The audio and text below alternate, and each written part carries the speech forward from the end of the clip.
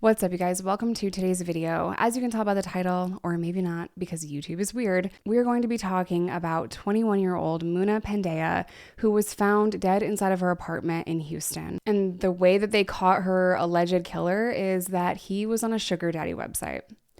If you guys are new here, hi, my name is Jess. I'm a person in long-term recovery who has in fact been to prison. It's not a flex, it's just a fact.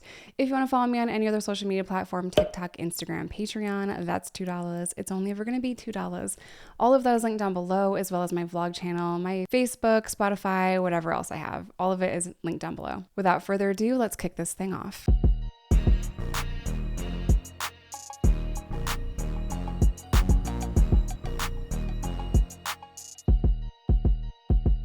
So I was just scrolling on my phone yesterday when I saw this pop up on Law and Crime, and I could not believe it. I mean, I can because people are horrible, but Muna Pandya, I hope I'm saying that right. She was 21 years old. She was a nursing student in Houston, Texas.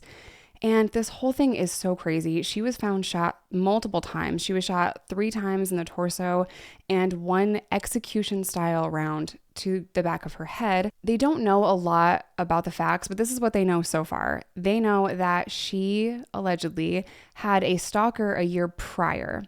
And one of her neighbors helped her install a motion censored camera. And from that point forward, she really didn't have any issues with this alleged stalker. No one had come by. No one made her feel uncomfortable in her own home. That's where I'm like, was it this dude? Because he gives hella stalker creepy vibes. The day that she was murdered, they get into a little tussle. This guy comes up into the apartment building and he has a gun.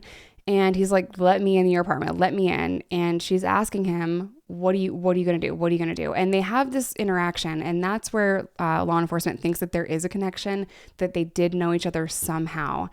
And from what I see, there's no updates when I'm filming this video. So I don't know if they have come out and said, hey, yeah, this is the connection. But eventually she's able to open her door, unlock it, and he pushes his way in, pushes her in, and closes the door. 1 hour later, he comes out of the apartment and they were able to capture this security camera picture. What's odd is I think the next day, law enforcement in that area got a call saying that there is a dead body in her exact apartment.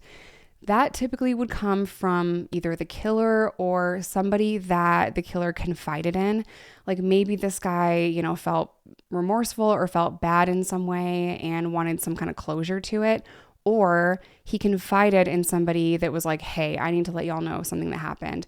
Everything is unclear on that as well. The caller that was calling didn't have caller ID. And I don't even know if the call was recorded.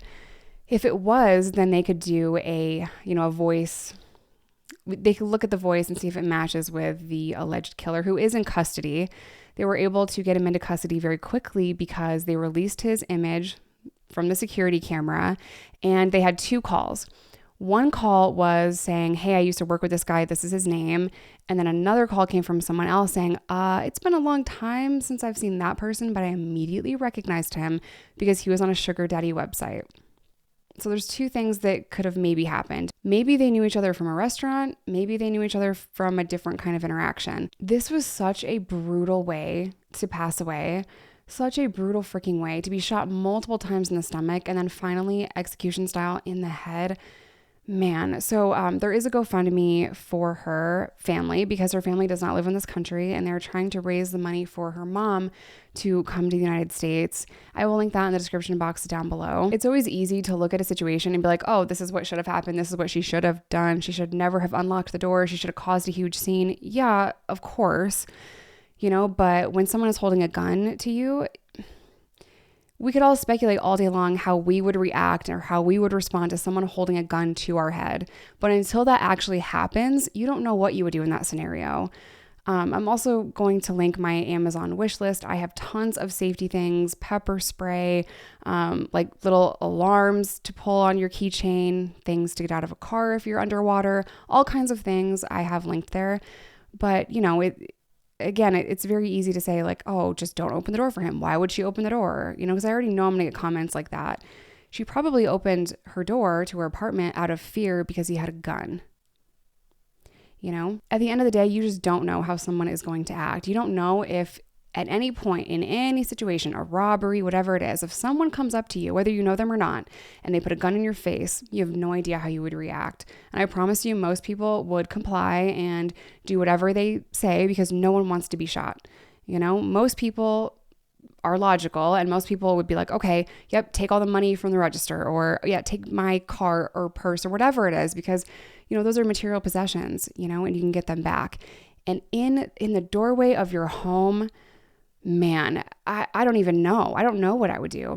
I don't know if I would go ahead and unlock the door and try to get a weapon as fast as I could, or if I would make a huge scene outside and hope my neighbors would come to my aid. You know, it's such a fucked up place to be in. It's such a hard spot to be in, and I feel so bad for her and her entire family. I have a question though, you know, as I'm definitely going to keep an eye out for more details on this, but if she was saying that she had a stalker, what was being done about that? I think people underestimate how dangerous certain people are when they're stalking you. Like, I have been stalked, and it is a horrible feeling.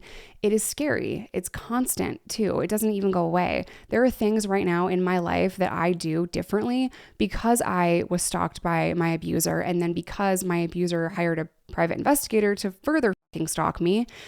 It just makes me uneasy. You know, I drive home a different way every single day. I'm constantly looking to see if someone's following me because I have caught the PI following me. I've had trackers put on my car, you know, so there are things where I'm like, I can't park in the driveway. I have to search my car for trackers. I have to drive a different way home.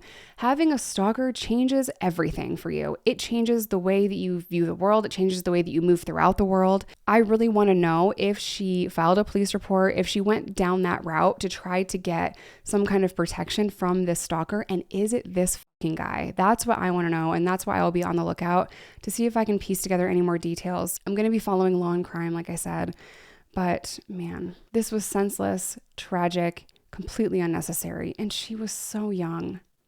I'm going to end today's video here. As always, I love you guys. Stay safe, stay in recovery, whatever that looks like to you.